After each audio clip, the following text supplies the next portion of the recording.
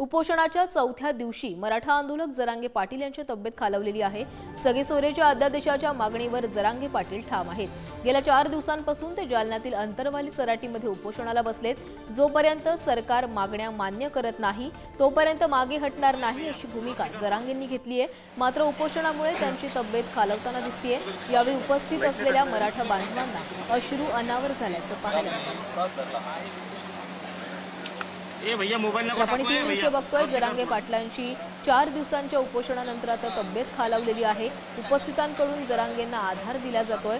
तर आपण तिसऱ्या दृश्यांमध्ये बघतोय जिथं अंतरवाली सराटीमध्ये मनोज जरांगेंचं हे उपोषण सुरू आहे। तिथं जे मराठा आंदोलक आणि जे बांधव उपस्थित आहेत त्यांना आता अश्रू अनावर झाले। तर या संदर्भात अधिक माहिती देत आहेत आमचे प्रतिनिधी सचिन जिरे। सचिन, जरांगे पाटलांची प्रकृती खालावली आहे, डॉक्टरांचं काय म्हणणं आहे? डॉक्टरांचं म्हणणं आहे त्यांनी तातडीने आता उपचार घ्यायला पाहिजे, त्यांनी तातडीने आता जेवण घेतलं पाहिजे, कारण की त्यांची परिस्थिती बिघडत चाललेली आहे, प्रकृती बिघडत चाललेली आहे।